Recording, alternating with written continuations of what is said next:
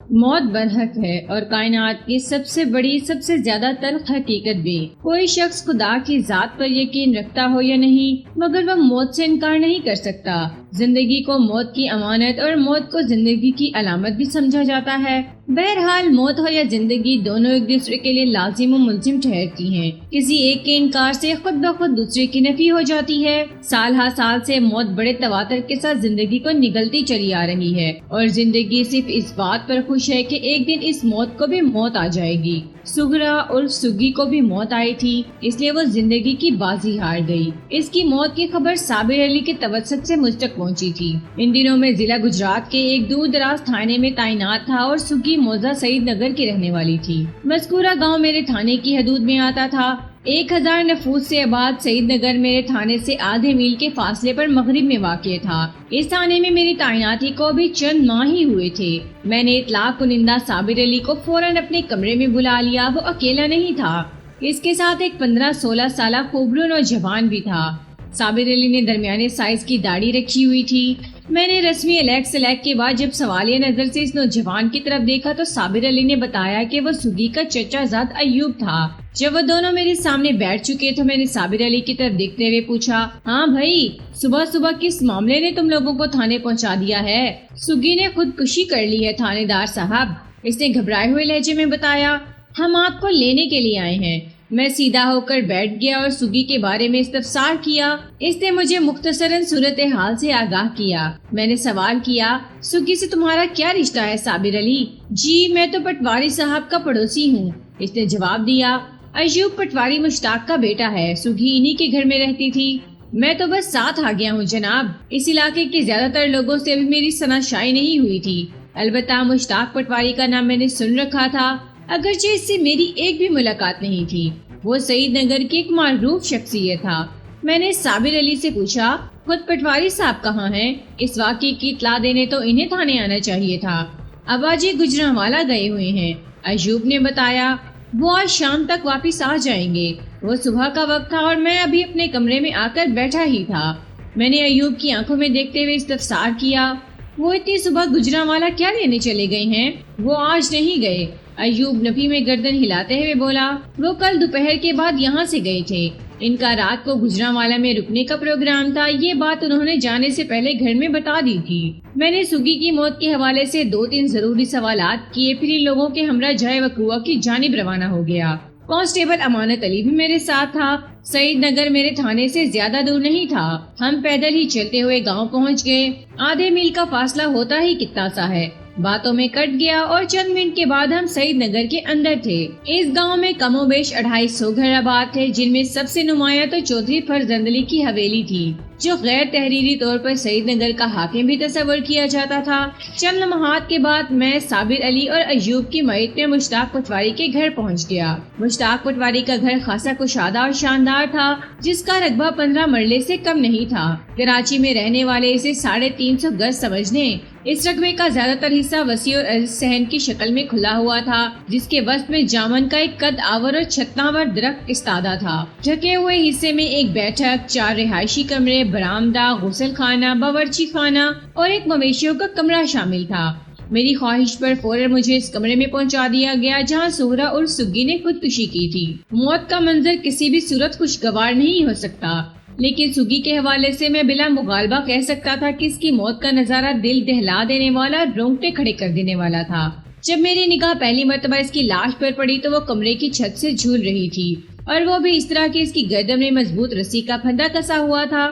آنکھیں بند تھیں اور گردن کی لمبائی میں نمایاں اضافہ نظر آتا تھا۔ پھندا بردار رسی کا دوسرا سرا چھت کے شہتیت کے ساتھ بندھا ہوا تھا۔ سگی کی لاش کمرے کے فرش پہ کوئی 2 فٹ اونچائی پر لٹک رہی تھی، مطلب یہ کہ اس کے پاؤں اور کمرے کے فرش کے درمیان بمشکل 2 فٹ کا فاصلہ تھا۔ اس جھولتی لٹکتی لاش کے قریب ہی فرش پر ایک چوبی سٹول الٹا پڑا تھا۔ سٹول کے لفظ میں نے آسانی کے لیے استعمال کیے ہیں، ورنہ در حقیقت وہ ایک سٹول نما سٹینڈ تھا۔ میں نے کانسٹیبل امانت اور مشتاق پٹواری کے پڑوسی صابر کی مدد سے سگی کی لاش کو بحفاظت نیچے اتار لیا اور اس کا معائنہ کرنے لگا۔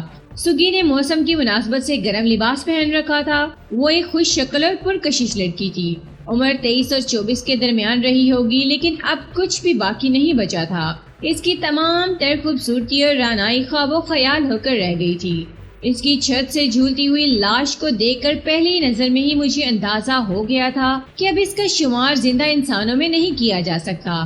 معائنے نے بھی میری اندازے کی تصدیق کر دی تھی۔ میں نے جائے وقوع کی کارروائی کو نپٹایا اور سگی کی لاش کو کانسٹیبل امانت علی کی نگرانی میں پوسٹ مارٹم کے لیے سرکاری اسپتال بھجوانے کا فیصلہ سنا دیا۔ اس موقع پر پٹواری کی بیوی زلیخا نے مجھ سے کہا، تھانے دار صاحب، پٹواری جی کو تو آنے دیں، پھر سگی کی لاش کو آپ کیا پٹواری صاحب گھنٹے 2 گھنٹے میں آ جائیں گے؟ میں نے زلیخا کی بات مکمل ہونے سے پہلے ہی پوچھ دیا۔ نہیں جی، وہ نفی میں گردن ہلاتے ہوئے بولی، وہ تو جی شام تک ہی گجرانوالہ سے واپس آئیں گے۔ میں شام تک ان کی واپسی کے انتظار میں لاش کو ادھر نہیں چھوڑ سکتا۔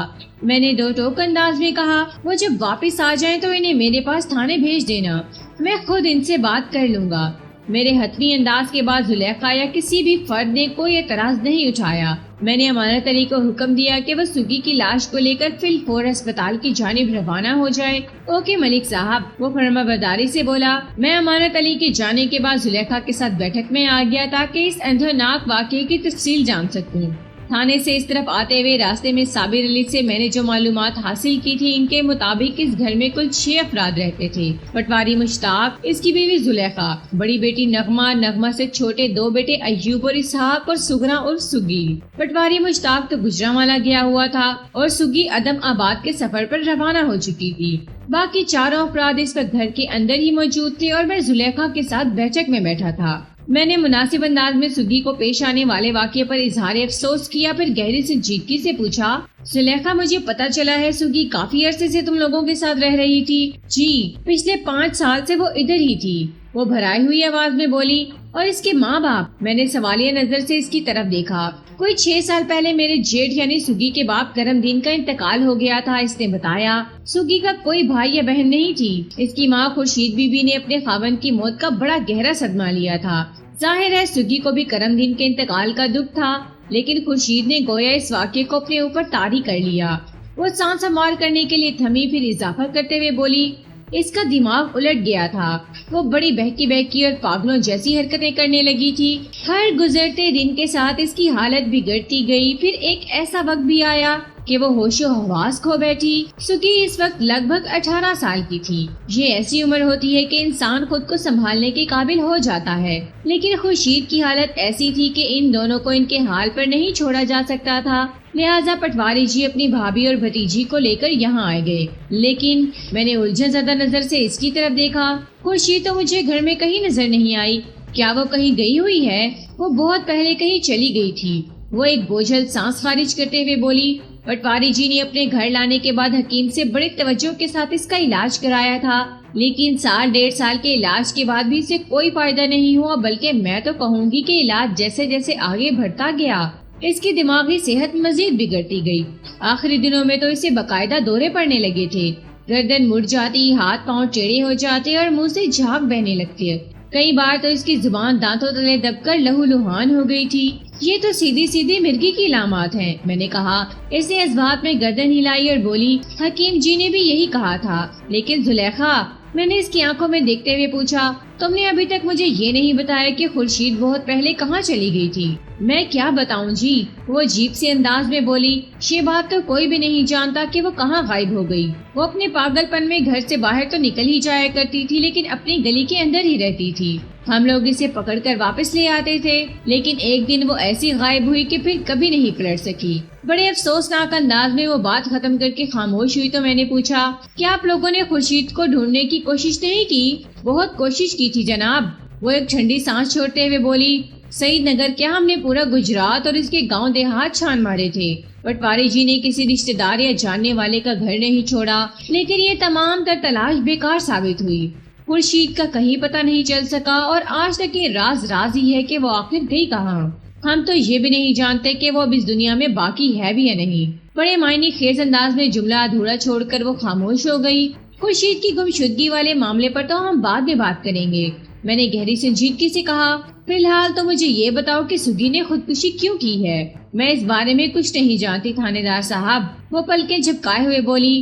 رات کو تو وہ اچھی خاصی اپنے کمرے میں سوئی تھی۔ صبح جب ہم نے دیکھا تو چھت سے لٹکی ہوئی تھی. میں تو خود حیران ہوں کہ اس کو ہوا کیا سوگی اس کمرے میں اکیلی ہی رہتی تھی؟ میں نے پوچھا. جی ہم نے یہ کمرہ سوگی اور خورشید کو دے دیا تھا. اس نے بتایا وہ دونوں ماں بیٹی اسی کمرے میں رہا کرتی تھی. پھر جب خورشید اچانک غائب ہو گئی تو اس کے بعد سے کمرہ سوگی کے استعمال میں آ گیا تھا. باقی کمروں میں افراد خانہ کس حساب سے آباد ہیں؟ میں نے اپنی معلومات کے لیے پوچھ لیا. دیکھیے جی یہ تو بیٹھک ہے ہماری جہاں اس وقت ہم بیٹھے ہوئے ہیں. وہ بتانے لگی. اسی لائن میں دیوار کے ساتھ 2 کمرے ہیں. ایک میں میرا بیٹا ایوب اور دوسرے میں نغمہ اور اسحاق رہتے ہیں. پھر عقبی دیوار کے ساتھ ان کمروں سے ملحقہ 2 کمرے بنے ہوئے ہیں. ایک میں پٹواری جی اور میں رہتے ہیں اور دوسرے میں سوگی کی رہائش تھی جہاں سے اس نے چھت سے لٹک کر خود کو پھانسی دی ہے.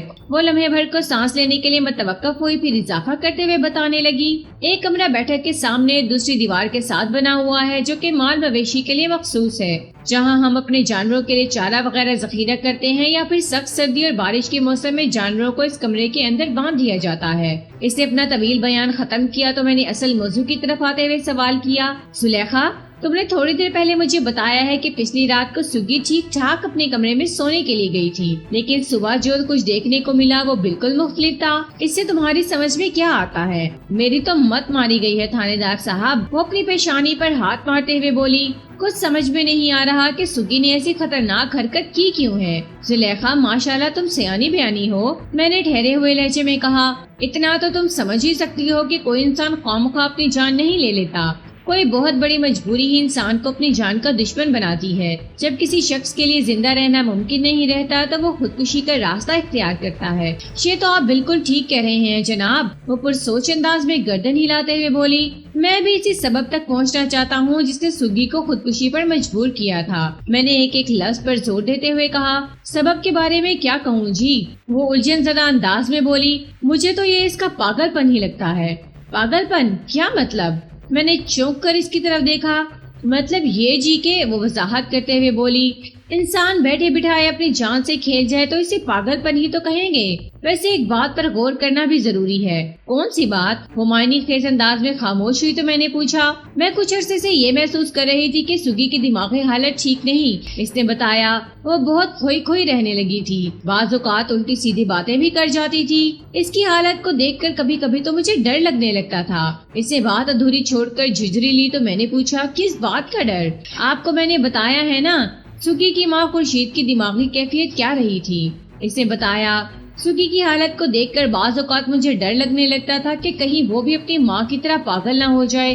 اس لیے میں نے تھوڑی دیر پہلے آپ سے کہا ہے کہ وہ سانس ہموار کرنے کے لیے تھمی پھر اپنی بات مکمل کرتے ہوئے بولی.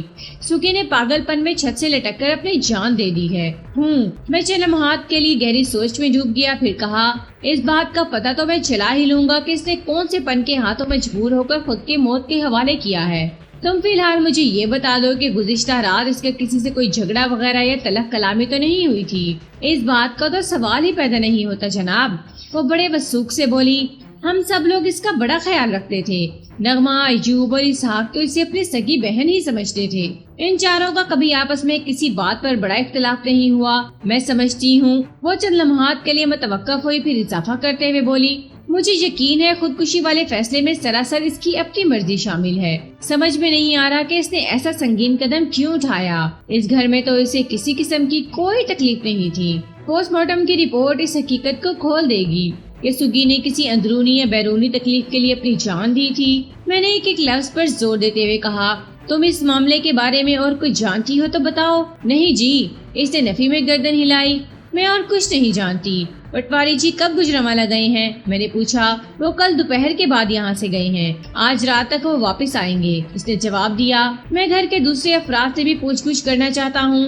میں نے زلیخا کی آنکھوں میں دیکھتے ہوئے کہا. خاص طور پر تمہاری بیٹی نغمہ سے. مجھے پتا چلا تھا کہ نغمہ کی عمر 20 سال تھی.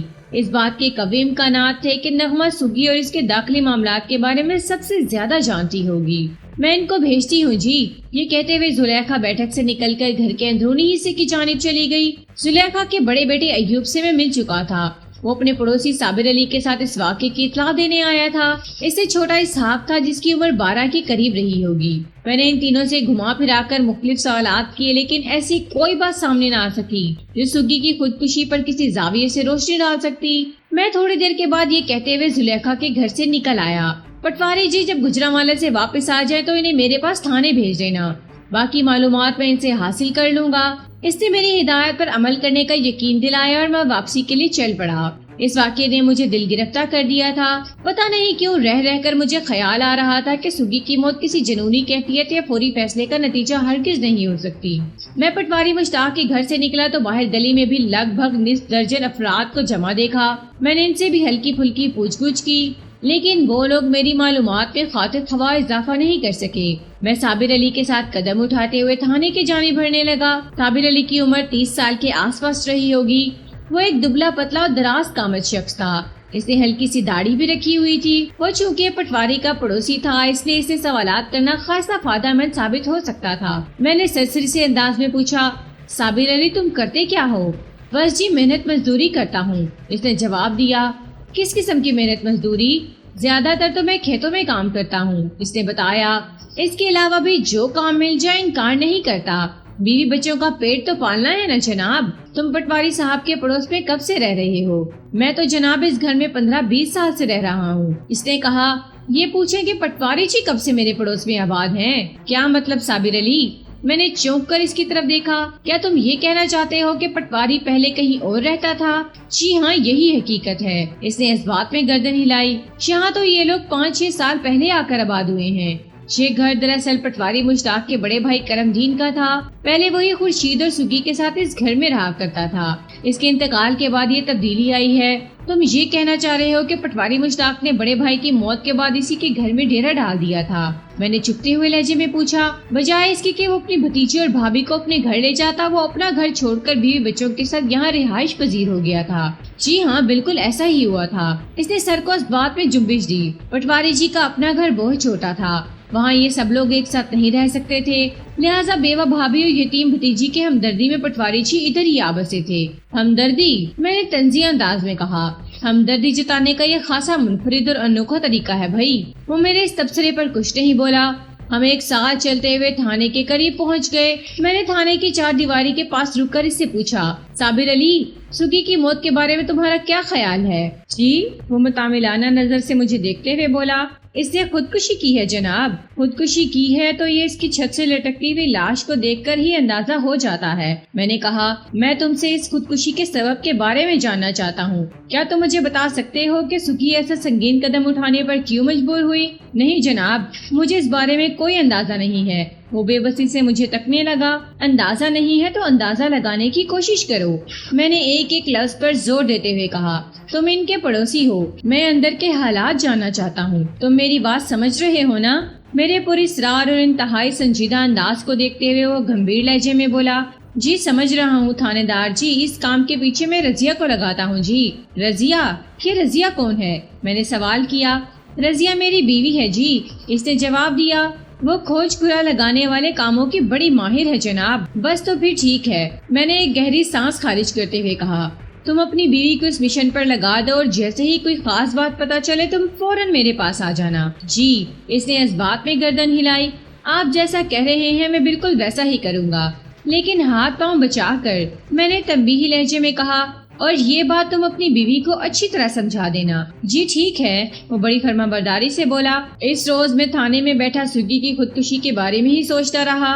मैंने अपनी पेशावराना जिंदगी में खुदकुशी की बहुत सारी वारदातें देखी थी, लेकिन सुगी वाले मामले में मुझे कुछ अजीब सा महसूस हुआ। ये अजीब क्या था, मैं सरे दस्त इसे कोई नाम देने की पोजीशन में नहीं था। साबिर अली की फराहम करदा मालूमात ने मेरे जहन में तहलका मचा रखा था। इसने मुझे बताया था कि पटवारी मुश्ताक पहले सईद नगर के एक छोटे से घर में रहता था। बड़े भाई के इंतकाल के बाद वो बीवी बच्चों समेत इसके घर में डेरा डालकर बैठ गया। इसने गाँव वालों पर यही जाहिर किया था, जैसा कि साबिर अली की बातों से भी जाहिर होता था, कि अजीब व गरीब नकल मकानी पटवारी ने अपनी बेवा भाभी और यतीम भतीजी की हमदर्दी में की थी। लेकिन मेरा जहन इस नौयत की हमदर्दी को कबूल करने के लिए कतई तैयार नहीं था।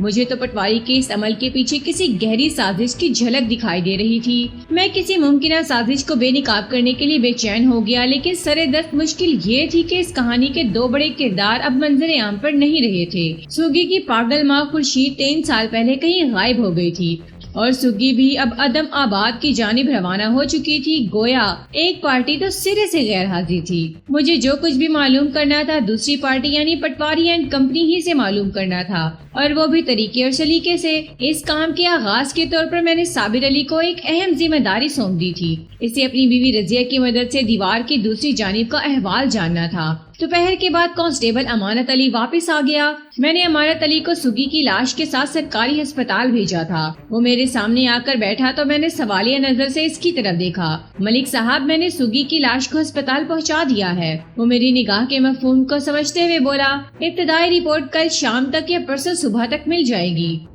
میں نے ایک گہری سانس خارج کی، پھر اس کی آنکھوں میں دیکھتے ہوئے پوچھا، امانت تم تو مقامی ہو نا؟ جی ملک صاحب، وہ اس بات میں گردن ہلاتے ہوئے بولا، ہم لوگ پچھلی 3 پیڑھیوں سے ادھر سعید نگر ہی میں رہ رہے ہیں، میرے پردادا کے زمانے سے۔ پھر تو تمہیں یہاں کے لوگوں اور ان کے حالات سے پوری واقفیت ہوگی۔ میں نے پوچھا، جی ہاں بالکل۔ وہ فخریہ انداز میں گردن اٹھاتے ہوئے بولا، آپ حکم کریں، کسی کے بارے میں کیا جاننا چاہتے ہیں؟ فی الحال تو میری تمام تر توجہ سغرا عرف سگی پر لگی ہوئی ہے۔ میں نے گہری سنجیدگی سے کہا، مجھے پتا چلا ہے کہ اپنے ماں باپ کے انتقال کے بعد سگی اور اس کی ماں خورشید پٹواری مشتاق کے ساتھ رہنے لگی تھی، اور وہ بھی اس طرح کہ پٹواری اپنے بال بچوں سمیت انہی کے گھر میں مقیم ہو گیا تھا۔ کیا یہ سچ ہے امانت علی؟ جی ہاں، یہی حقیقت ہے، اس نے ٹھوس لہجے میں جواب دیا۔ پھر ٹھہر کر اس واقعے کی تفصیل سے مجھے آگاہ کرنے لگا۔ کانسٹیبل امانت علی نے مجھے جو کچھ بتایا اس کا خلاصہ صابر علی کی زبانی پہلے ہی مجھ تک پہنچ چکا تھا۔ یہ تفصیلی واقعات ضرور تھے، لیکن اس میں کوئی نئی اور چونکا دینے والی بات نہیں تھی۔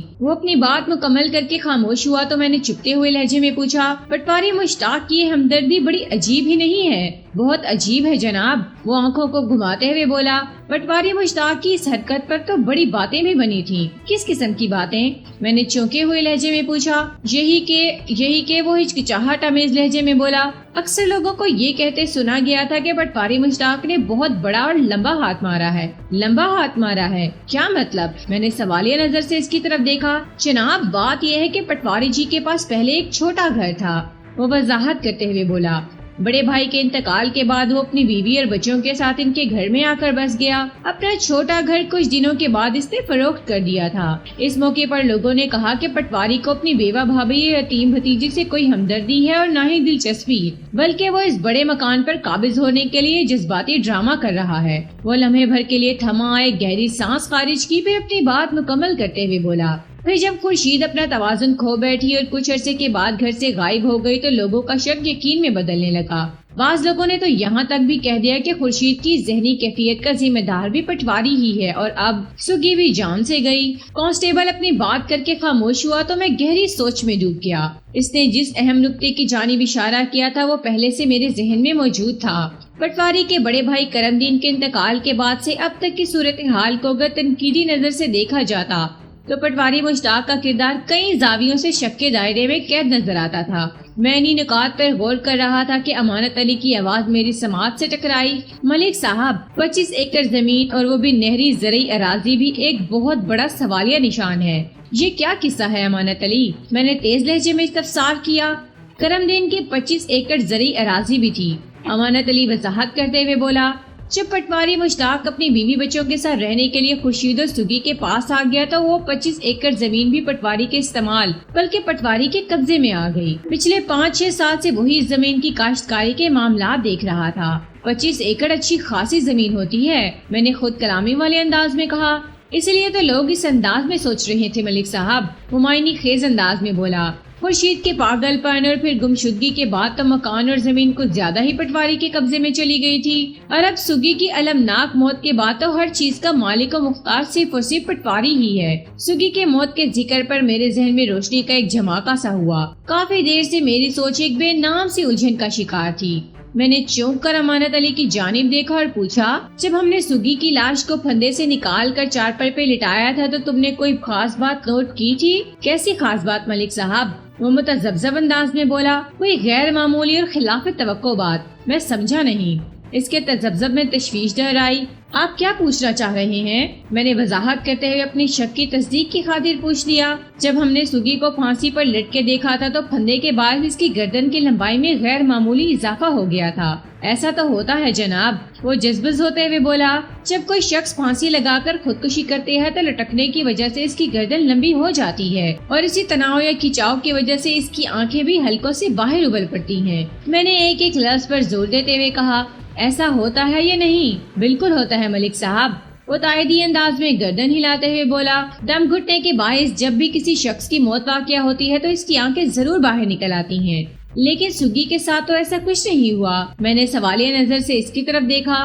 آپ ٹھیک کہہ رہے ہیں ملک صاحب، وہ سرسراتی ہوئی آواز میں بولا۔ اس کی آنکھیں تو بند تھی جیسے گہری نیند سو رہی ہو۔ اس کا مطلب سمجھتے ہو؟ میں نے سنسناتے ہوئے لہجے میں استفسار کیا۔ جواب دینے کی بجائے وہ منتظر نظر سے مجھے تکنے لگا۔ میں نے کہا، حقیقت کا پردہ تو پوسٹ مارٹم کی رپورٹ ہی چاک کرے گی، مگر میں بڑے وثوق کے ساتھ کہہ سکتا ہوں کہ سوگی کو پھانسی کے پھندے نے نہیں مارا۔ پھر وہ حیرانی سے منہ کھول کر مجھے دیکھنے لگا۔ مجھے یقین ہے کہ سوگی کی موت پھانسی کے پھندے تک پہنچنے سے پہلے ہی واقع ہو چکی تھی۔ میں نے سوچ میں ڈوبے ہوئے لہجے میں کہا، مردہ سوگی کو پھانسی کے پھندے سے لٹکا کر یہ تاثر دینے کی کوشش کی گئی ہے کہ اس نے خودکشی کی ہے، پھر تو یہ سیدھا سادہ قتل ہوا نا؟ امانت علی کی آواز میں ہجان جھلکتا تھا۔ ہاں، میں نے مستحکم لہجے میں کہا۔ حالات و واقعات تو اسی جانب اشارہ کر رہے ہیں۔ پوسٹ مارٹم کی رپورٹ صورتحال کی وضاحت کر دے گی، لیکن سوگی کی جان کا دشمن کون ہو سکتا ہے؟ وہ متذبذب نظر سے مجھے دیکھنے لگا۔ تمہارا اندازہ کیا کہتا ہے امانت علی؟ جواب دینے کی بجائے میں نے الٹا اسی سے سوال کر ڈالا۔ جناب، سیدھی سی بات ہے، میرا دھیان تو مشتاق پٹواری کی طرف جا رہا ہے۔ وہ گہری سنجیدگی سے بولا۔ پٹواری کا پچھلا ریکارڈ بھی خاصا مشکوک ہے۔ اپنے بڑے بھائی کی زمین اور مکان پر قبضہ کوئی ڈھکی چھپی بات نہیں۔ کرم دین کی بیوہ خورشید اپنے پاگل پن میں پتہ نہیں کہاں غائب ہو گئی ہے۔ اس زمین و جائیداد کی اکلوتی وارث سوگی ہی باقی بچی تھی۔ آپ میری بات سمجھ رہے ہیں نا؟ بڑی اچھی طرح سمجھ رہا ہوں امانت علی، میں نے ٹھہرے ہوئے لہجے میں کہا۔ تم نے بڑے منفی انداز میں صورتحال کا تجزیہ کیا ہے، لیکن مشتاق پٹواری تو کل دوپہر ہی کو گجرانوالہ چلا گیا تھا اور سوگی گزشتہ رات ٹھیک ٹھاک اپنے کمرے میں سوئی تھی۔ پٹواری کو سوگی کی موت کے ساتھ نتھی کرنا تھوڑا دشوار محسوس ہو رہا ہے۔ میں نے آخری جملہ اس مقصد کے تحت ادا کیا تھا کہ اگر امانت علی کے ذہن میں کوئی خاص بات ہو تو فوراً اس کی زبان پر آ جائے، لیکن مجھے اپنے مقصد میں خاطر خواہ کامیابی حاصل نہ ہو سکی۔ وہ عام سے لہجے میں بولا، یہ معاملہ پٹواری مشتاق کی واپسی پر ہی سلجھایا جا سکتا ہے ملک صاحب، تمہارا کیا خیال ہے؟ میں نے اس کی آنکھوں میں دیکھتے ہوئے سوال کیا۔ ہم جب پٹواری سے پوچھیں گے کہ کیا سوگی کو اسی نے ٹھکانے لگایا ہے تو وہ فوراً تسلیم کر لے گا کہ ہاں یہ اسی کا کارنامہ ہے۔ نہیں جناب، اگر مشتاق پٹواری سوگی کے قتل میں ملوث ہے تو وہ اتنی آسانی سے زبان نہیں کھولے گا۔ ہمیں طریقے سلیقے سے تفتیش کر کے اس کی زبان سے گھلوانا ہوگا۔ وہ تو آج شام تک گجرانوالہ سے واپس آئے گا، میں نے معتدل انداز میں کہا، لیکن ہم اس کے انتظار میں شام کا انتظار نہیں کر سکتے۔ تفتیش تو ابھی اور اسی وقت شروع ہوگی۔ میں نے لمحاتی توقف کر کے گہری سانس لی، پھر اضافہ کرتے ہوئے کہا، اور اس تفتیش کا آغاز تم کرو گے امانت علی؟ وہ چونک کر مجھے دیکھنے لگا۔ میں؟ ہاں تم، میں نے ایک ایک لفظ پر زور دیتے ہوئے کہا۔ تم سعید نگر ہی کے رہنے والے ہو، لہٰذا تمہارے لیے کوئی مشکل نہیں ہوگی۔ تم اپنے تئیں یہ جاننے کی کوشش کرو کہ ان دنوں مشتاق پٹواری کے گھر کے اندر کے کیا حالات چل رہے تھے، خصوصاً سوگی کے حوالے سے۔ آپ بے فکر ہو جائیں ملک صاحب، وہ بڑے عزم سے بولا۔ میں اچھی طرح سمجھ گیا ہوں مجھے کیا کرنا ہے۔ شاباش، میں نے سراہنے والے انداز میں کہا۔ آئندہ 20 منٹ تک میں کانسٹیبل امانت علی کو سوگی کی موت اور پٹواری مشتاق کے ملوث ہونے کے حوالے سے مختلف نوعیت کی ہدایات دیتا رہا۔ میرے ذہن کو صبح سے جو نقطہ پریشان کیے ہوا تھا وہ اب ابھر کر سامنے آ چکا تھا، جبھی میری سرگرمی میں بھی خاصی تیزی آ گئی تھی۔ آج کے مقابلے میں ہمارے زمانے میں تفتیش کی سہولیات نہ ہونے کے برابر ہوا کرتی تھی۔ ہم لوگ پوچھ گچھ کے روایتی طریقوں پر ہی انحصار کیا کرتے تھے، اور حیرت انگیز بات یہ ہے کہ کامیابی کا تناسب ہمارے زمانے میں آج کی نسبت کہیں زیادہ ہوا کرتا تھا۔ مجرم تک رسائی حاصل کرنے کے سلسلے میں فنگر پرنٹس بھی ایک کلیدی کردار ادا کرتے ہیں۔ ہمارے دور میں فنگر پرنٹس کا رواج عام نہیں ہوا تھا۔ اگر کوئی تفتیشی افسر اس جانب توجہ بھی دیتا تو عدالت اس کی محنت کو کوئی خاص اہمیت نہیں دیتی تھی۔ سوگی کی حیرت ناک موت کا عقدہ حل کرنے کے لیے اگر فنگر پرنٹس کا سہارا لیا جاتا تو بہت سے سنسنی خیز انکشافات ہو سکتے تھے۔ رات میں تھانے سے اٹھنے ہی والا تھا کہ پتہ چلا پٹواری مشتاق مجھ سے ملنے آیا ہے۔ میں نے فوراً اسے اپنے کمرے میں بلا لیا۔ پٹواری کی عمر 55 کے قریب رہی ہوگی۔ وہ بھاری تنتوش کا مالک ایک میانہ قد شخص تھا۔ پریشانی اس کے چہرے سے واضح تھی۔ میں نے اسے اپنی میز کی دوسری جانب رکھی کرسی پر بیٹھنے کے لیے کہا۔ بیٹھنے سے پہلے اس نے مجھ سے پوچھا، تھانے دار صاحب یہ سب کیسے ہو گیا؟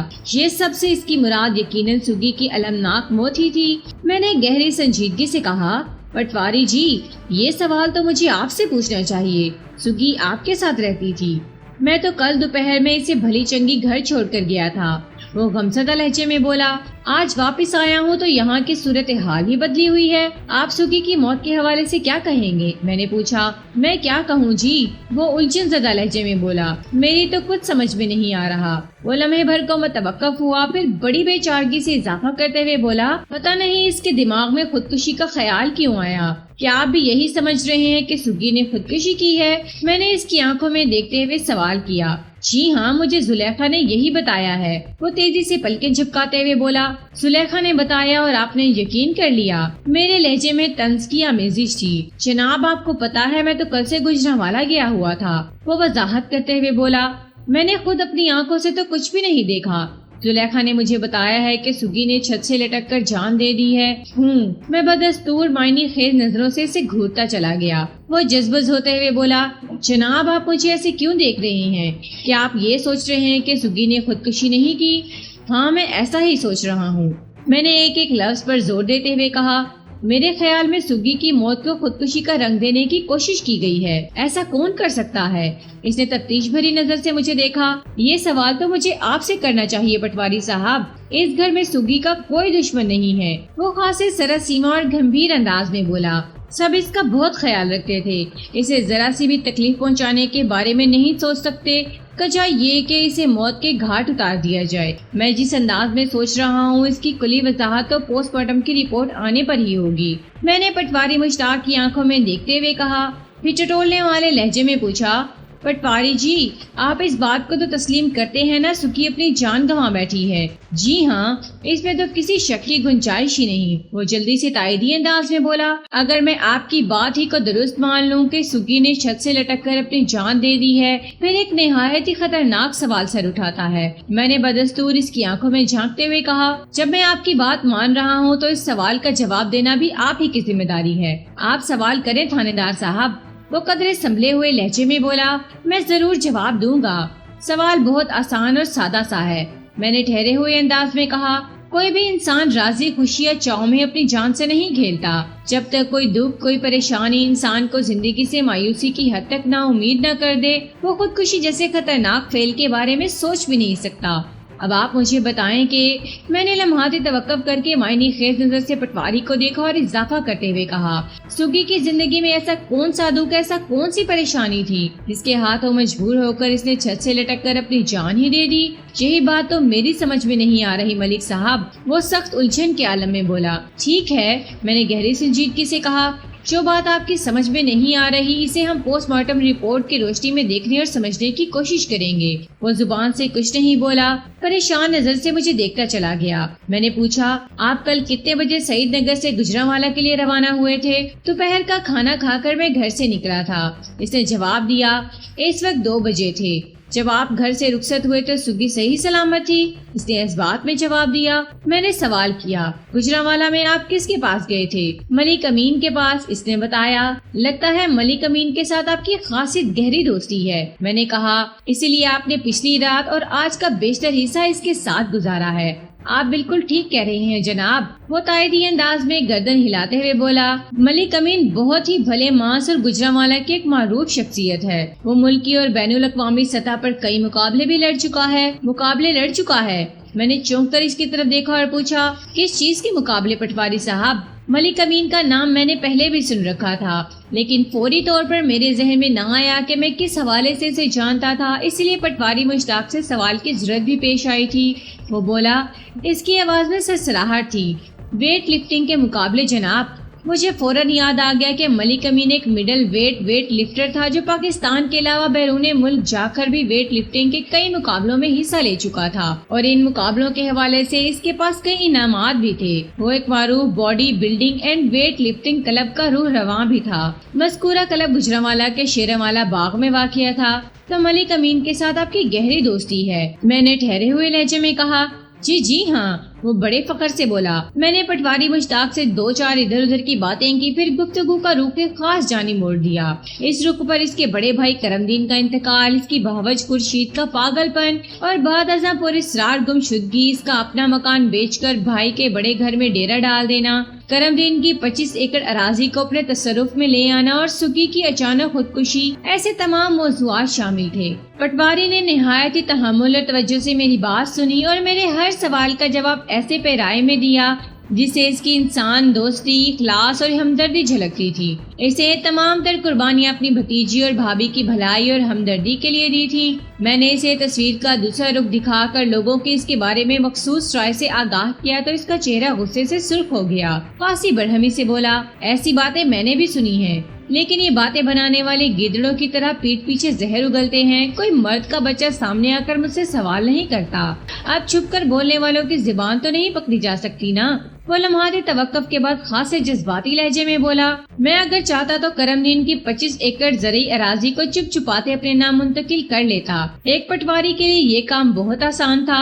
شہی کام میں مکان کے سلسلے میں بھی کر سکتا تھا، لیکن میں نے کسی لالچ یا سازش کے تحت خورشید اور سگی کی ذمہ داری نہیں اٹھائی تھی۔ میرے دل میں ان کے لیے سچی ہمدردی تھی۔ آپ چاہیں تو مکان اور زمین کے کاغذات چیک کر سکتے ہیں، اس کی ضرورت نہیں پٹواری جی، میں نے بڑی رسان سے کہا۔ مجھے آپ کی بات پر پورا بھروسہ ہے۔ لوگوں کو تو باتیں بنانے کے سوا کچھ آتا ہی نہیں۔ وہ بدستور خفگی آمیز انداز میں بولا، کوئی اچھا کرے تو انہیں تکلیف، کوئی برا کرے تو انہیں پریشانی۔ کرم دین کی وفات کے بعد میں نے خورشید اور سگی کے لیے جو کچھ بھی کیا، اس میں میری نیک نیت یا خلوص شامل تھا۔ میرا اللہ میری نیت اور دل کے حالات کو جانتا ہے۔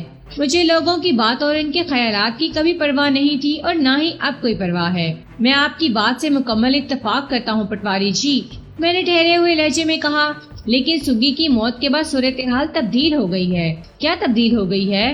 اس نے حیرت بھری نظر سے مجھے دیکھا۔ یہ 25 ایکڑ زرعی اراضی اور وسیع اور شاندار مکان اب آپ کے رحم و کرم پر ہے۔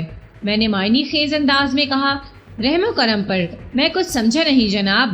اس کی حیرت دو چند ہو گئی۔ مطلب یہ کہ اب زمین جائیداد کے مالک و مختار آپ ہی ہیں؟ میں نے بدستور معنی خیز انداز میں کہا، اور وہ بھی بلا شرکت غیرے۔ تو اس میں میرا کیا قصور ہے؟ وہ اچھل پڑا۔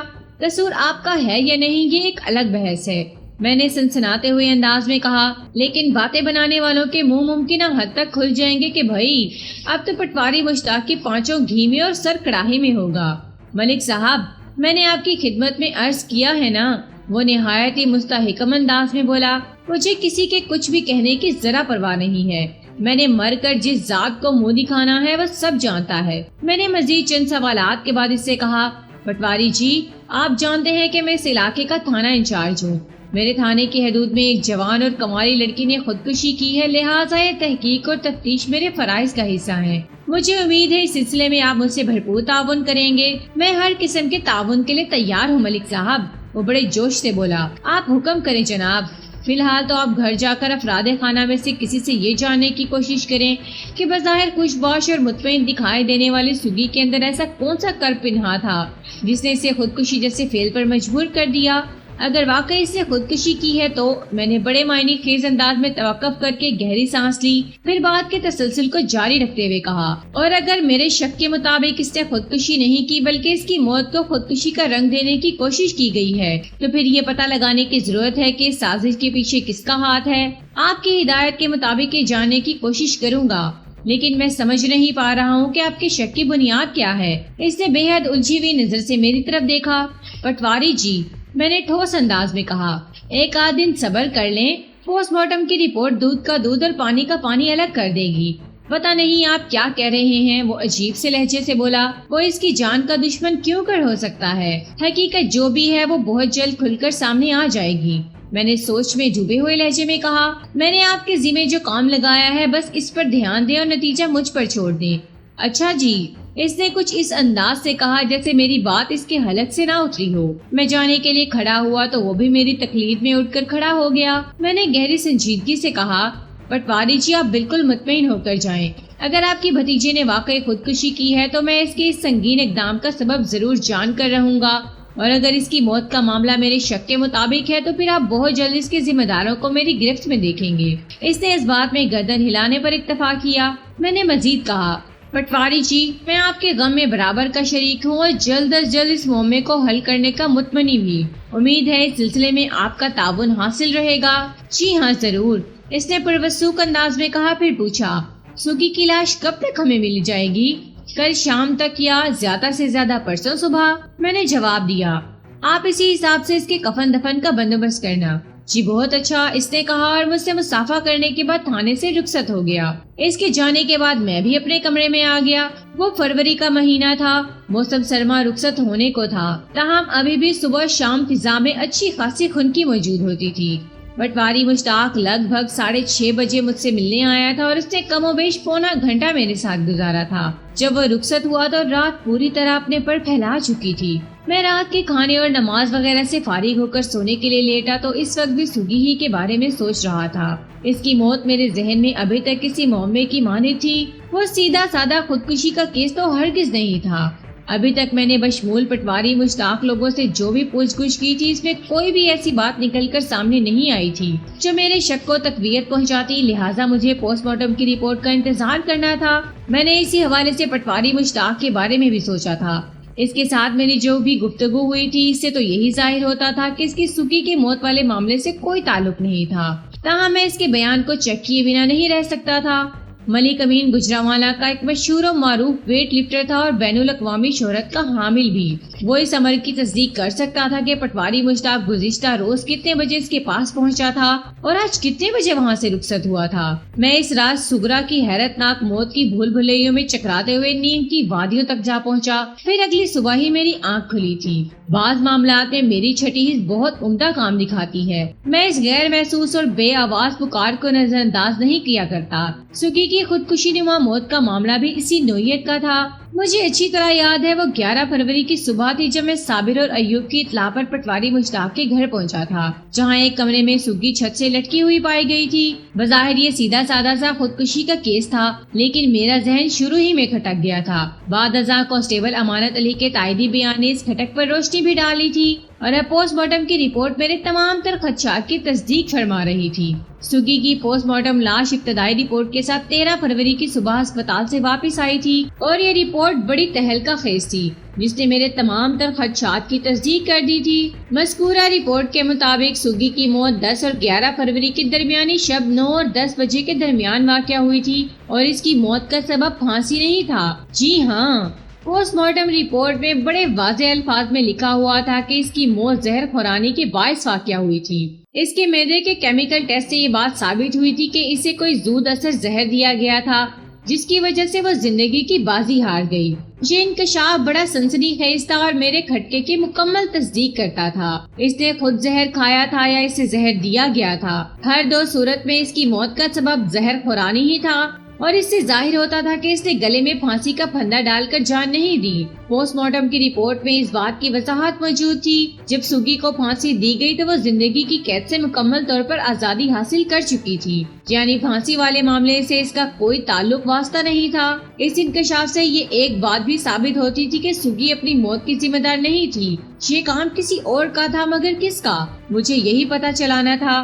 کسی نے اسے زہر دے کر موت کے گھاٹ اتارا اور پھر پھانسی پر ٹانگ کر یہ ظاہر کرنے کی کوشش کی تھی کہ اس نے خودکشی کی ہے۔ اس رپورٹ میں سب سے زیادہ سنسنی خیز جو بات درج تھی وہ انکشاف انگیز اور رونگٹے کھڑے کر دینے والی تھی۔ میری تمام تر معلومات کے مطابق سوگی غیر شادی شدہ تھی، لیکن رپورٹ چیخ چیخ کر اس امر کا اعلان کر رہی تھی کہ وہ 3 ماہ کی امید سے تھی۔ اس انکشاف نے میرے دماغ کو ہلا کر رکھ دیا تھا اور میں بیک وقت کئی زاویوں پر سوچنے پر مجبور ہو گیا تھا۔ میری سوچ میں مختلف سوالات سر اٹھا رہے تھے۔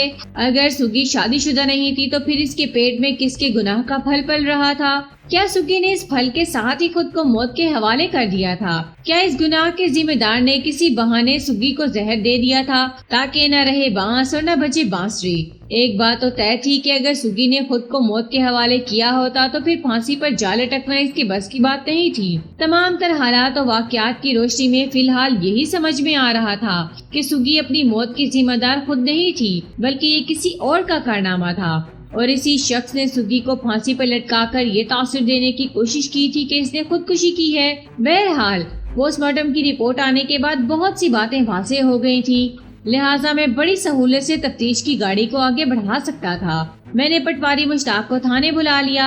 وہ یہی سوچ کر میرے پاس آیا تھا کہ میں سگی کی لاش اس کے حوالے کرنے والا ہوں۔ ظاہر ہے مجھے سگی کی لاش تو اس کے سپورٹ کرنا ہی تھی، لیکن اس سے پہلے ایک انتہائی سنجیدہ میٹنگ بھی ضروری تھی۔ میں نے اسے اپنے کمرے میں بلا لیا۔ وہ نڈھال سا اندر آیا اور میرے سامنے ایک کرسی پر بیٹھتے ہوئے بولا، ملک صاحب، کیا میں سگی کی لاش کو اپنے ساتھ لے جا سکتا ہوں؟ بالکل لے جا سکتے ہیں، میں نے گہری سنجیدگی سے کہا، لیکن اس سے پہلے میں آپ سے چند اہم باتیں کرنا چاہتا ہوں۔ میرے گمبھیر انداز کو دیکھتے ہوئے وہ چونکا، پھر تشویش بھرے انداز میں بولا، تھانے دار صاحب، خیریت تو ہے نا؟ خیریت نہیں ہے پٹواری جی، کیا سگی کی خودکشی کا سبب سامنے آ گیا؟ اس نے ڈرتے ڈرتے پوچھ دیا۔ خودکشی نہیں، قتل پٹواری جی، میں نے سنسناتے ہوئے لہجے میں کہا۔ قتل؟ وہ ہکلا کر رہ گیا۔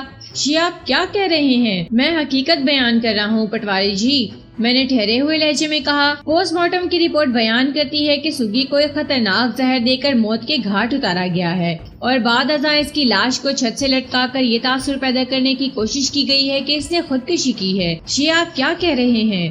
میں بالکل سچ کہہ رہا ہوں، میں نے خاصے مضبوط لہجے میں کہا، اور یہ تو کچھ بھی نہیں ہے۔ پوسٹ مارٹم کی رپورٹ پہ ایک ایسا انکشاف بھی درج ہے جسے سن کر آپ کے دماغ کے پر کھچے اٹھ جائیں گے۔ کیسا انکشاف؟ وہ لکنت زدہ لہجے میں بولا۔ میں نے آئندہ 5 منٹ میں نہایت ہی نپے تلے اور مناسب الفاظ کا استعمال کرتے ہوئے اسے حالات کی سنگین صورتحال سے آگاہ کر دیا۔ اس کی آنکھیں حیرت سے پھیل گئیں۔ مریل سی آواز میں بولا، یہ کیسے ہو گیا؟ یہ سوال تو مجھے آپ سے کرنا چاہیے پٹواری جی، آپ مجھ سے بڑی قسم لے لیں ملک صاحب۔ وہ بے بسی سے بولا، میں اس بارے میں کچھ نہیں جانتا، آپ کے جاننے یا نہ جاننے سے کوئی فرق نہیں پڑتا پٹواری جی، میں نے اس کی آنکھوں میں جھانکتے ہوئے کہا۔ پوسٹ مارٹم کی رپورٹ نے حقیقت کھول دی ہے جسے جھٹلایا یا بدلا نہیں جا سکتا۔ اگر یہ بات گاؤں والوں کو پتہ چل گئی تو میری عزت خاک میں مل جائے گی۔ وہ روحانسی آواز میں بولا، کاش زمین پھٹ جائے اور میں اسی میں دفن ہو جاؤں۔ آپ کے زمین میں دفن ہونے سے بات نہیں بنے گی پٹواری جی، میں نے ایک لفظ پر زور دیتے ہوئے کہا۔ جب پوسٹ مارٹم کی رپورٹ سگی کی موت کو ایک قتل قرار دے رہی ہے تو مجھے اپنی تفتیش کے ذریعے سگی کے قاتل تک پہنچنا ہوگا، اور اس تفتیش میں… وہ جملہ نامکمل چھوڑ کر وحشت زدہ انداز میں مجھے دیکھنے لگا۔ پٹواری جی، آپ ایک عزت دار آدمی ہیں، میں نے گہری سنجیدگی سے کہا۔ میں کوشش کروں گا کہ اپنی تفتیش کے دوران میں آپ کی عزت کی ممکنہ حد تک حفاظت کروں۔ میں آپ کا یہ احسان زندگی بھر نہیں بھولوں گا تھانے دار صاحب، وہ بھرائی ہوئی آواز میں بولا۔ اس میں احسان والی کوئی بات نہیں پٹواری جی، میں نے صاف گوئی کا مظاہرہ کرتے ہوئے کہا۔ میں ایک سخت گیر تھانے دار کے ساتھ ایک ہمدرد دل رکھنے والا انسان بھی ہوں۔ میں اس کیس میں آپ کی نازک پوزیشن کو اچھی طرح سمجھ سکتا ہوں۔ یہ آپ کا بڑا پن ہے جناب، وہ ممنونیت بھرے لہجے میں بولا۔ آپ بہت عظیم انسان ہیں۔ میں نے اس کے خیالات پر کوئی تبصرہ نہیں کیا اور کہا، مجھے امید ہے آپ اس کیس کو حل کرنے کے سلسلے میں میری ہر ممکن مدد کریں گے۔ میں آپ کے تعاون کے بغیر آگے نہیں بڑھ سکتا۔ آپ حکم کریں، میں ہر خدمت کے لیے حاضر ہوں۔ وہ جلدی سے بولا۔ میں نے استفسار کیا، کیا آپ سگی کے ایسے کسی معاملے سے واقف نہیں ہیں؟ پوسٹ مارٹم کی رپورٹ جس جانب اشارہ کر رہی ہے۔ آپ مجھ سے بڑی قسم لے لیں اگر مجھے ذرا بھی سنگن ہو۔ وہ بڑے اعتماد سے بولا، اگر ایسی کوئی بات میرے علم میں ہوتی تو میں اس مسئلے کو خوش اسلوبی سے نپٹا لیتا، سگی کی جان نہ جاتی۔ اب یہ بات کسی شک کی محتاج نہیں رہی کہ سگی کی لاش کو پھانسی پر لٹکا کر خودکشی کا تاثر دینے کی کوشش کی گئی ہے۔ میں نے مشتاق پٹواری کے چہرے پر نگاہ جماتے ہوئے کہا، مردہ سگی اپنی مرضی اور کوشش سے تو پھانسی نہیں لگا سکتی نا۔ اس کے ساتھ ہی یہ بات بھی طے ہے کہ… میں نے ڈرامائی انداز میں توقف کر کے گہری سانس لی، پھر اضافہ کرتے ہوئے کہا، جس کسی شخص نے بھی سگی کی لاش کو پھانسی دی ہے اس کا تعلق آپ کے گھر کے ساتھ بہت ہی گہرا ہے۔ یہ نہیں ہو سکتا ملک صاحب، وہ سرسراتی ہوئی آواز میں بولا۔ یا پھر… میں نے سنی انسنی کرتے ہوئے کہا، یا پھر اسے آپ کے گھر کے اندر سے کسی کی پوری حمایت حاصل رہی ہے، ورنہ… میں چند سیکنڈ کے لیے رکا، پھر اپنی بات کو آگے بڑھاتے ہوئے کہا، ورنہ یہ کام ممکن نہیں ہو سکتا۔ آپ کی بیوی زلیخا کے بیان کے مطابق وقوع کی رات گھر کے تمام افراد نے ایک ساتھ مل کر کھانا کھایا تھا، پھر دیر تک ان میں مختلف نوعیت کی باتیں ہوتی رہی تھی۔ اس کے بعد سب اپنے اپنے کمروں میں سونے کے لیے چلے گئے تھے۔ پھر جب صبح سگی اپنے کمرے سے باہر نہیں آئی تو زلیخا کو اس خلاف معمول بات پر شدید حیرت ہوئی۔ اس نے سگی کے کمرے میں جا کر صورتحال کا جائزہ لینے کی کوشش کی تو انکشاف ہوا کہ اس نے چھت سے لٹک کر خودکشی کر لی ہے۔ زلیخا نے میرے سوالات کے جواب میں یہ بھی بتایا تھا۔ میں سانس درست کرنے کے لیے تھما ٹٹولنے والی نظر سے مشتاق پٹواری کو دیکھا، پھر سلسلہ کلام کو آگے بڑھاتے ہوئے کہا۔ زلیخا نے بڑے یقین کے ساتھ مجھے بتایا تھا کہ رات کو اس نے گھر کے بیرونی دروازے کو بند کر کے اندر سے کنڈی لگا لی تھی اور صبح جب وہ بیدار ہوئی تو کنڈی لگی ہوئی تھی۔ اس کا ایک ہی مطلب نکلتا ہے کہ جس بھی شخص نے سگی کی لاش کو پھانسی کے پھندے تک پہنچایا تھا، اسے گھر کے کسی فرد کی مکمل حمایت اور مدد حاصل رہی ہے، اور وہ شخص یہ بھی جانتا تھا کہ سگی کو زہر دے کر موت کے گھاٹ اتارا جا چکا ہے۔ اب آپ فرمائیں کیا کہتے ہیں بیچ اس مسئلے کے؟ میں آپ کے بیان کردہ حقیقت کو جھٹلا نہیں سکتا جناب، وہ شکستہ انداز میں بولا، لیکن یہ باتیں میرے ذہن میں بھی جگہ نہیں بنا پا رہی۔ میں اپنے گھر کے سبھی افراد کو اچھی طرح جانتا ہوں۔ میرے بچے اور بیوی سگی سے بہت محبت کرتے تھے، اس کا ہر لحاظ سے بڑا خیال رکھتے تھے۔ ان میں سے کوئی بھی سگی سے ایسی بھیانک دشمنی نہیں کر سکتا۔ میں تو ایوب کے بارے میں آپ کا کیا خیال ہے؟ میں نے قطع کلامی کرتے ہوئے تیز لہجے میں استفسار کیا۔ ایوب؟ میں کچھ سمجھا نہیں ملک صاحب، اس نے آنکھیں سکیڑ کر پوچھا۔ ایوب پٹواری مشتاق کا بڑا بیٹا تھا، جس کی عمر 15 سال کے قریب تھی، لیکن اپنی صحت اور قد کاٹ کے حوالے سے وہ 18 سال کا لگتا تھا۔ یہی نوجوان 2 روز پہلے صابر علی کے ساتھ اس اندھوناک واقعے کی اطلاع دینے میرے پاس تھانے آیا تھا۔ ایوب کے ذکر پر پٹواری بری طرح چونکا تو میں نے کہا، کیا ایوب سگی کے ساتھ ملوث نہیں ہو سکتا؟ میں نے یہ سوال ایک خاص زاویے سے کیا تھا۔ پٹواری فوراً میری بات کی تہہ میں پہنچ گیا اور بڑی شدت سے نفی میں گردن جھٹکتے ہوئے بولا، سوال ہی پیدا نہیں ہوتا ملک صاحب، آپ کے اس وثوق کا کوئی خاص سبب؟ ایوب سگی سے 8-9 سال چھوٹا ہے جناب، وہ وضاحت کرتے ہوئے بولا۔ وہ تو سگی کو نغمہ کی طرح اپنی بڑی بہن سمجھتا تھا۔ نغمہ ایوب کی سگی بہن ہے، مگر سگی اس کی تایا ذات تھی۔ میں نے رشتوں کے ایک انتہائی نازک پہلو کو اجاگر کرتے ہوئے کہا۔ بلاک سگی کو اپنی بہن سمجھتا رہے، لیکن وہ اس کے لیے نامحرم ہی تھی۔ شانی ان دونوں کے بیچ ایسا کوئی معاملہ ممکن ہے جس کی نشاندہی پوسٹ مارٹم کی رپورٹ میں کی گئی ہے؟ میں نے رک کر ایک گہری سانس لی، پھر اپنی بات مکمل کرتے ہوئے کہا، جوانی آگ اور پیٹرول کا کھیل ہے، اسے بارود اور ماچس سے بھی تشبیہ دی جا سکتی ہے۔ 2 نامحرم جوان لڑکے اور لڑکے کے درمیان کوئی بھی گل کھل سکتا ہے۔ آپ تو ماشاءاللہ جہاں دیدہ اور تجربہ کار آدمی ہیں، میری باتوں کی تردید نہیں کریں گے۔ میں واقعی آپ کی باتوں کی تردید نہیں کروں گا، کیونکہ آپ نے انسانی فطرت اور جوانی کی حقیقت کی بات کی ہے، وہ ٹھہرے ہوئے لہجے میں بولا، لیکن مجھے اپنی اولاد پر بھی مکمل بھروسہ ہے۔ میں اس انداز سے کبھی سوچ بھی نہیں سکتا، مگر اب سوچنے کی ضرورت ہے پٹواری جی، میں نے اصراری انداز میں کہا۔ حقیقت حال آپ کے سامنے ہے، میں تحقیق اور تفتیش کی گاڑی کو کسی بھی قیمت پر روک نہیں سکتا۔ پوسٹ مارٹم کی رپورٹ میں جو بھی چھوٹے بڑے انکشاف ہوئے ہیں وہ اب اس واقعے کے ریکارڈ کا حصہ بن چکے ہیں۔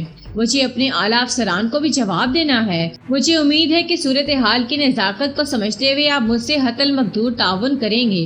آپ نے میری عزت کا پردہ رکھنے کا وعدہ کیا ہے ملک صاحب، وہ خاصے مضبوط لہجے میں بولا۔ میں آپ سے ہر ممکن تعاون کروں گا۔ میں غیر محسوس انداز میں زلیخا کو ٹٹولنے کی کوشش کرتا ہوں۔ میں بھی یہی چاہتا ہوں پٹواری جی، میں نے تائیدی انداز میں کہا۔ یہ ضروری نہیں ہے کہ ایوب ہی سگی کے ساتھ ملوث رہا ہو، وہ کوئی باہر کا آدمی بھی ہو سکتا ہے۔ ایک بار مجھے اس شخص کا سراغ مل جائے، باقی کے معاملات میں خود ہی حل کر لوں گا۔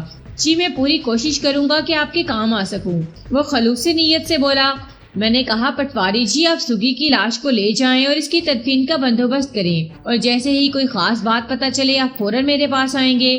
اس نے میری ہدایت پر عمل کرنے کا یقین دلایا۔ میں نے ضروری کارروائی کے بعد سگی کی لاش اس کے حوالے کر دی۔ میں نے پٹواری مشتاق کے ساتھ خاصا نرمی کا برتاؤ کیا تھا اور اسے ہر ممکن سہولت فراہم کرنے کی کوشش بھی کی تھی، اور اس کی بنیادی وجہ یہ تھی کہ وہ مجھے سچا اور کھرا آدمی نظر آیا تھا۔ میں نے اپنے عملے کا ایک آدمی گجرانوالہ روانہ کر کے پٹواری کے بیان کی تصدیق بھی کرا لی تھی کہ وہ ملک امین کے پاس کتنا وقت گزار کر آیا تھا۔ پٹواری کی ذات شک سے بالا تر ثابت ہوئی تھی۔ یہ سب تو ٹھیک تھا، لیکن خرابی والی بات یہ تھی کہ میں ابھی تک سگی کی پراسرار موت کا معمہ حل نہیں کر پایا تھا۔ میں نے ایک مرتبہ پھر پٹواری کے گھر جا کر زلیخا، ایوب اور نغمہ سے خاصی تفصیلی بات چیت کی تھی، مگر کوئی خاطر خواہ نتیجہ برآمد نہیں ہو سکا۔ یہ سگی کی تدفین کے 2 روز بعد کا واقعہ ہے۔ میں تھانے میں بیٹھا اسی گمبھیر مسئلے کو حل کرنے کی کوشش میں مصروف تھا کہ مجھے صابر علی کی آمد کی اطلاع دی گئی۔ صابر علی وہ دراز قامت اور دبلا پتلا شخص تھا جو سگی کی خودکشی کی خبر لے کر ایوب کے ہمراہ میرے پاس آیا تھا۔ وہ پٹواری مشتاق کا پڑوسی بھی تھا۔ میں نے فوراً اسے اپنے کمرے میں بلا لیا۔ وہ شام کا وقت تھا، دھوپ رخصت ہو چکی تھی، اب تب میں اندھیرا پھیلنے ہی والا تھا۔ تھوڑی ہی دیر کے بعد صابر علی میرے سامنے موجود تھا اور وہ اکیلا نہیں تھا، اس کے ساتھ بھرے بھرے جسم کی مالک ایک سانولی سلونی عورت بھی تھی۔ میں نے انہیں بیٹھنے کے لیے کہا، پھر سوالیہ نظر سے صابر علی کی طرف دیکھنے لگا۔ وہ میری نگاہ کا مطلب سمجھتے ہوئے جلدی سے بولا، یہ میری گھر والی رضیہ ہے جی۔ اس نے اپنی ساتھی عورت کی جانب اشارہ کرتے ہوئے بتایا، ہم دونوں گاؤں والوں کی نظر سے بچ کر آپ کے پاس آئے ہیں جناب۔ رضیہ کا نام سنتے ہی مجھے فوراً یاد آ گیا کہ میں نے صابر علی کو ایک اہم کام سونپا تھا۔ وہ کام اس نے اپنی بیوی رضیہ کی مدد سے کرنا تھا۔ پچھلے 2 دن ایسی افراتفری میں گزرے تھے کہ رضیہ کی طرف میرا دھیان ہی نہیں جا سکا۔ یہ دونوں میاں بیوی ایک ساتھ مجھ سے ملنے آئے تھے تو اس کا مطلب یہی تھا کہ کوئی خاص بات ہے۔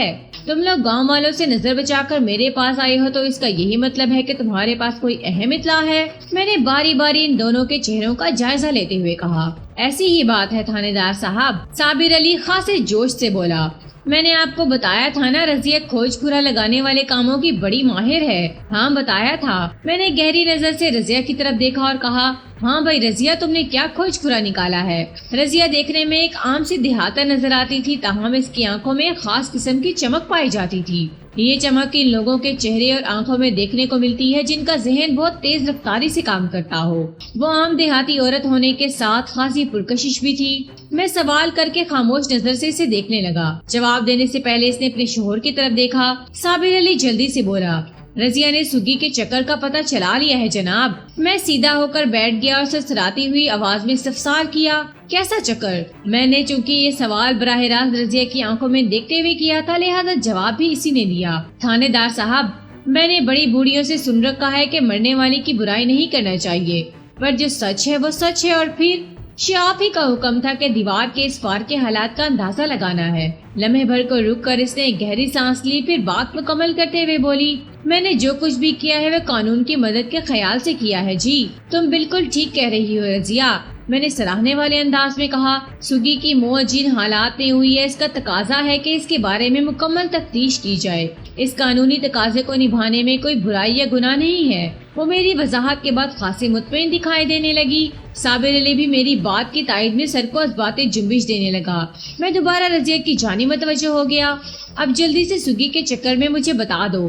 مجھے پتا چلا ہے جناب، وہ ٹھہرے ہوئے لہجے میں بتانے لگی۔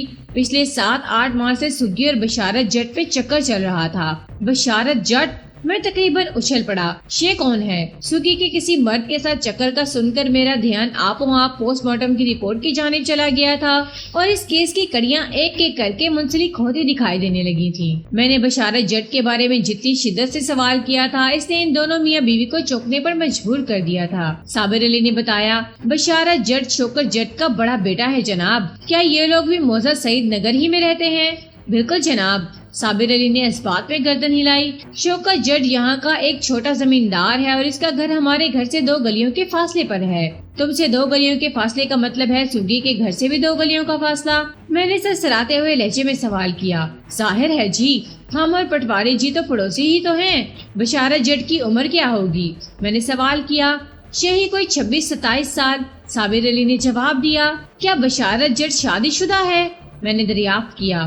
صابر نے نفی میں گردن ہلائی اور بتایا، ابھی اس کی شادی نہیں ہوئی۔ رضیہ، تم نے بتایا ہے کہ پچھلے 7-8 ماہ سے سگی اور بشارت جٹ میں کوئی چکر چل رہا تھا۔ میں نے صابر علی کی بیوی کی آنکھوں میں دیکھتے ہوئے کہا، اس چکر کی کچھ وضاحت کرو گی؟ وضاحت کیا کروں جی، آپ خود سے آنے ہیں۔ وہ جزبز ہوتے ہوئے بولی، وہ چکر تھا عاشقی معشوقی والا۔ تمہارا مطلب ہے وہ دونوں ایک دوسرے سے محبت کرتے تھے؟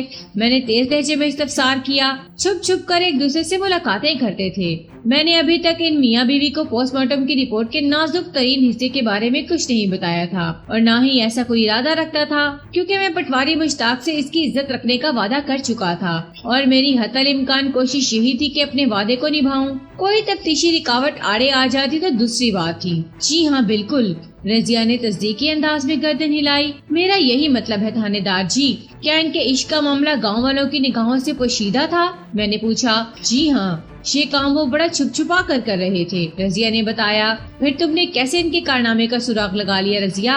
ویسے ان کے چھپ چھپا کر کرنے والے معاملے سے میں بھی متفق تھا، کیونکہ اگر یہ قصہ تشت ازبام ہوتا تو تھوڑی بہت سنگن مشتاق پٹواری کو بھی ہو ہی جاتی۔ میرے سوال کے جواب میں رضیہ نے بتایا، تھوڑی مشکل تو پیش آئی ہے تھانے دار جی، لیکن میں نے جیسے تیسے آپ کے حکم کے مطابق کام کر دیا ہے۔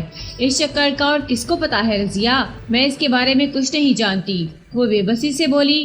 اگر تمہیں اس چکر کو ثابت کرنے کو کہوں تو پھر تم کیا کرو گی؟ میں گواہی کے لیے شاہدہ کو آپ کے پاس پیش کر دوں گی، وہ سادگی سے بولی۔ یہ شاہدہ کون ہے؟ میں نے قدرے تیز لہجے میں استفسار کیا۔ یہ سگی کی بہت قریبی دوست ہے، رضیہ نے بتایا۔ میں نے بڑی مشکل سے اس کے چکر کے بارے میں اگلوایا ہے۔ اگر سگی زندہ ہوتی تو شاید شاہدہ زبان نہ کھولتی۔ اس نے مجھ سے وعدہ لیا ہے کہ میں اس چکر کے بارے میں کسی اور کو نہیں بتاؤں گی۔ رضیہ، یہ تم نے بہت بڑا کام کیا ہے، میں نے ٹھہرے ہوئے لہجے میں کہا۔ اب یہاں سے میرا کام شروع ہوتا ہے، تم گھر جا کر آرام کرو، صابر علی نے پوچھا۔ رضیہ کو دوبارہ تھانے آنے کی ضرورت تو نہیں؟ بالکل نہیں، میں نے قطعیت سے کہا۔ میں شاہدہ اور بشارت جٹ سے خود ہی نمٹ لوں گا۔ کہیں میرا نام تو نہیں آئے گا جناب؟ رضیہ نے حفظ ما تقدم کے طور پر پوچھا۔ سوال ہی پیدا نہیں ہوتا، میں نے تسلی بھرے انداز میں کہا۔ تم بے فکر ہو جاؤ، مجھے جو کچھ بھی کرنا ہوگا وہ اپنے مخصوص انداز میں کروں گا۔ کسی کو بھی پتہ نہیں چلے گا کہ میں نے تمہاری فراہم کردہ معلومات کی روشنی میں آگے بڑھ کر بشارت جٹ کی گردن پر ہاتھ ڈالا ہے۔ گردن پر ہاتھ ڈالا ہے کہ الفاظ نے ان میاں بیوی کو بری طرح چونکا دیا۔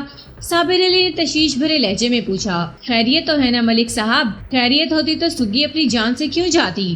میں نے گول مول جواب دیا۔ کیا آپ سمجھتے ہیں کہ سگی کی موت میں بشارت جٹ کا ہاتھ ہے؟ ایسا ہو بھی سکتا ہے، میں نے ایک بار پھر مبہم انداز میں کہا۔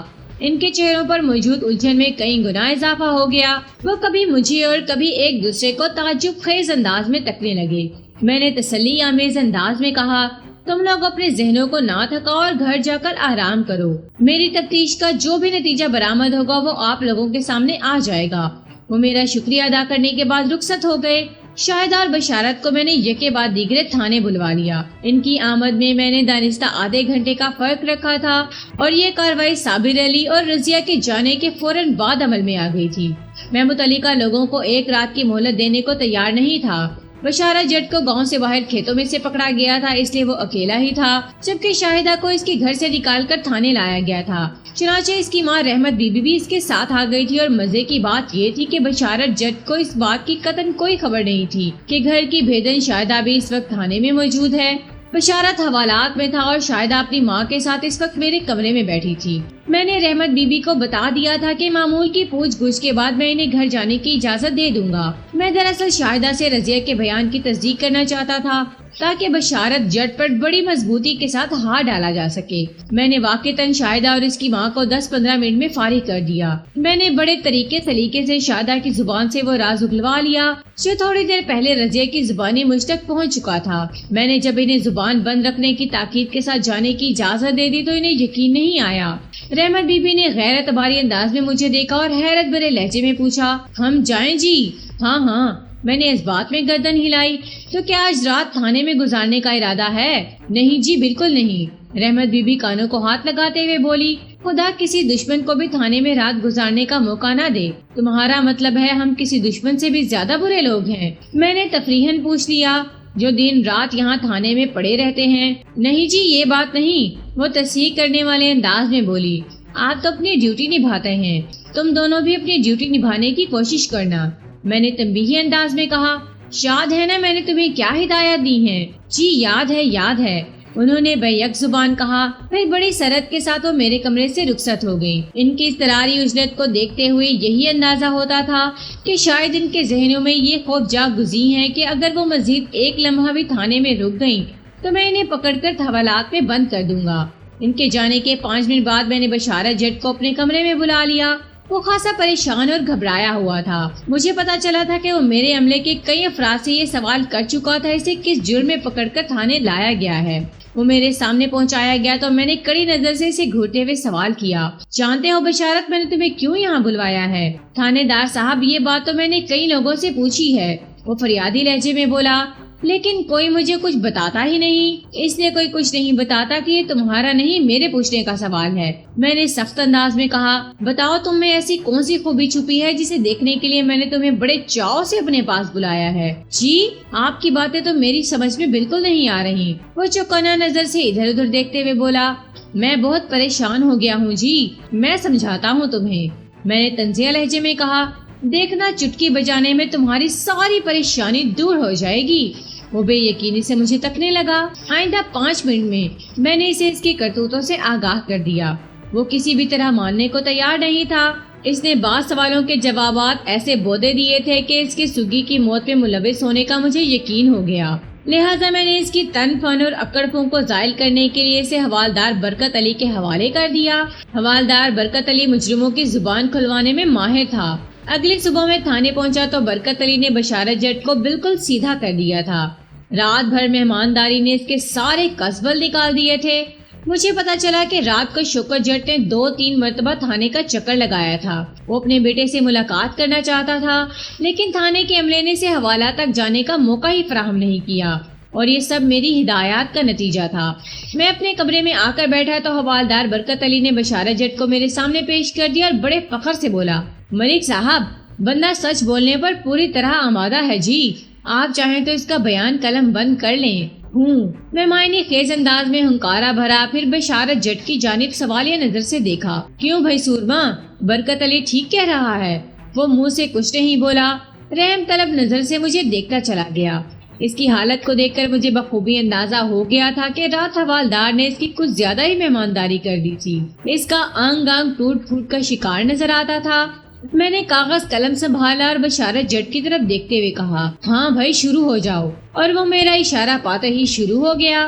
اس روز میں نے بشارت جٹ کا جو بیان قلم بند کیا وہ در حقیقت اس کا ایک بار جرم تھا۔ اس نے اپنے چھوٹے بڑے تمام جرائم کا اقرار کر لیا تھا۔ واقعات کے مطابق اس نے ایک خاص منصوبہ بندی کے تحت سگی کو اپنی محبت کے جال میں پھنسایا تھا۔ وہ اس کے ساتھ سنجیدہ نہیں تھا۔ انہی چوری چھپے ملاقاتوں میں ایک نازک لمحے کے دوران میں وہ دونوں تمام اخلاقی حدود کو پھلانگتے چلے گئے، جس کا نتیجہ وہی نکلا جو پوسٹ مارٹم کی رپورٹ میں درج تھا۔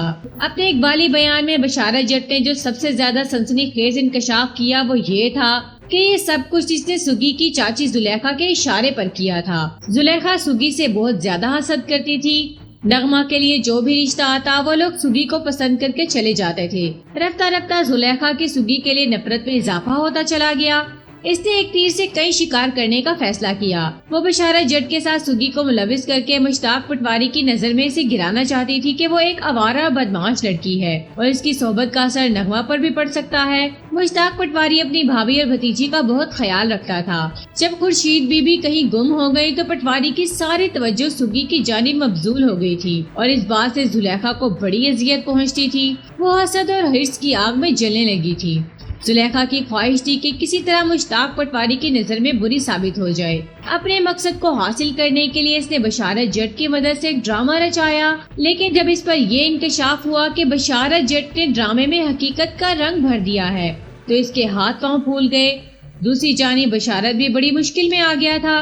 ان کے مشترکہ کارنامے کے نتائج کی روشنی میں سگی نے بشارت جٹ سے شادی کے لیے ضد شروع کر دی تھی۔ یہ زلیخا کے پروگرام کا حصہ نہیں تھا۔ جب زلیخا اور بشارت جٹ نے ایک دوسرے کو اپنی آپ بیتی سنائی تو زلیخا کے شیطانی ذہن نے فوراً اس مسئلے کا حل نکال لیا۔ اس نے بشارت جٹ کے ذریعے سگی تک سفوف کی ایک پڑیا پہنچوائی جو در حقیقت زود اثر زہر تھا۔ بشارت نے بس پورا پڑیا سگی کو دیتے ہوئے کہا کہ اگر وہ رات کو سوتے وقت یہ دوا کھا لے گی تو اسے اس مصیبت سے نجات مل جائے گی جس کی وجہ سے وہ بشارت جٹ کو شادی کے لیے مجبور کر رہی ہے۔ سگی کے پاس کوئی اور محفوظ راستہ نہیں تھا، لہٰذا مجبوراً اسے بشارت جٹ کی بات ماننا پڑی جو کہ اصل میں زلیخا کی بات تھی۔